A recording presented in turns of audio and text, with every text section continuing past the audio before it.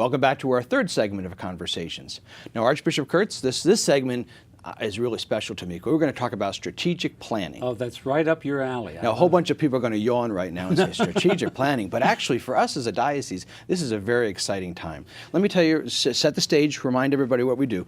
Every 4 to 5 years, we take the time as a diocese to take a temperature check of what's going on, what are our strengths, what are our weaknesses, what are some things we need to work on more, what are some things that we've settled now and time to address some new topics. And we call that identification of priorities strategic planning. So we've been doing that in 2014, getting our new plan ready. We did the last one 5 years ago. And so let's take a few minutes to look back at some of the things that went on in this past plan, and then we'll introduce later on in the segment the new plan. Sure, great idea. You know, and when I came to the Archdiocese 7 years ago, Brian, as you know, that was one of the areas I had the most interest in, and realize now that the Archdiocese of Louisville has been in the vanguard of the whole United States. When did the first plan was in 1989. 1989. That's right, so that's my right. gosh. So when you look back on that, that's 25 years. That's right. There aren't very many dioceses who can talk about this level of planning. Yeah. What excited me? Well, many things. I think the opening of the office for evangelization. Right. Of course, many people are aware of why Catholic, and I hope are participating. We'll have a chance to talk a little bit about that later. But the office of evangelization, really not to do all the work, but rather truly to be a catalyst. And Sal Della Bella has done a great job in assisting our priests and leaders throughout the Archdiocese in the work of new evangelization. So that's one right off the top. Absolutely, and I think everybody's been hearing about that topic. Our Holy Father's been talking about it, and it's really turning all our energies. Maybe a second one to name from the past plan has been our new attention to Hispanic ministry. We wrote a Hispanic ministry plan. Yeah, it has, and so much has to be done. Of course, every person in our Archdiocese has a unique role, and they bring a cultural heritage that we need to honor. We in the Archdiocese know that African American Catholics have had such a rich and long-standing, and now joined to that, in addition to the Vietnamese families, the Korean, I can go on and on, people from Africa itself. There is the many families coming from Latin America.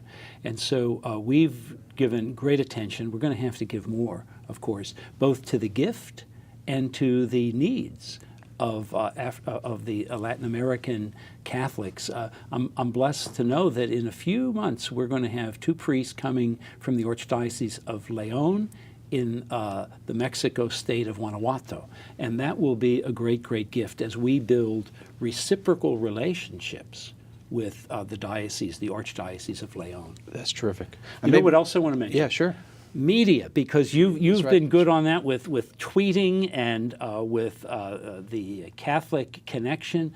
I think I am so pleased with the way in which our people have become engaged and alive, especially young people, with the new media, and people like me who are the young at heart. We also have gotten involved. So I'm just so pleased with that. I see it with liturgical formation, as we introduced the new missal, and of course, everything involved with youth and young adults. Our Teens Encounter Christ, the tech weekends, the work that Father Chuck, well, I'm jumping ahead, will be doing at the University of Louisville, and in general, the work of young adult ministries has really blossomed, and a lot of that has brought with it a use of the social media. You've been able to just name in just that little couple of paragraphs, Archbishop, social media, our work with young adults, some work with the new missal. There's so much we could talk about. It's a lot in the that was plan. part of the strategic plan. Yeah. Let's move now to the new plan. There's lots we could talk about there. It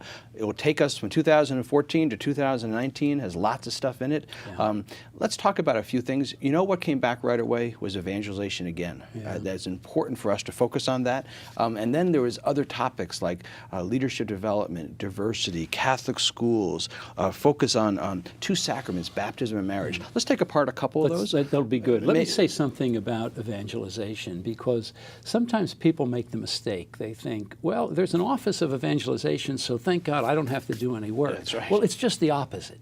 because the office itself is meant to be a catalyst, and a catalyst is someone, as in chemistry, an element that its introduction moves everybody else into proper activity. And that's what I think we're seeing happening with a number of our the new evangelization efforts within our churches. We have priests who've agreed to become vocation initiators, seminarians. We have people involved in planned giving and looking for the future support of our ministries within parishes. And I think we can safely say with the new evangelization, with all the things going on, the parish, the pastor, the faithful who are in leadership, they will always be the core of the new evangelization.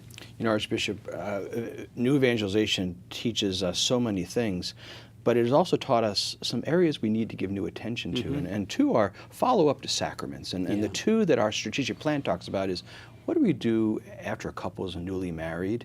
And what do we do after a child's newly baptized? We know what we do after some of the other sacraments may be okay, but those two, people are saying we're lost. You're right, Brian. And I think also we need efforts in reaching out to invite people to be engaged in the sacraments. Obviously, those who are coming forward, who have the blessing of a child and are coming forward for baptism, they give us an opportunity as a church to assist them and to assist their child in the growth of the faith.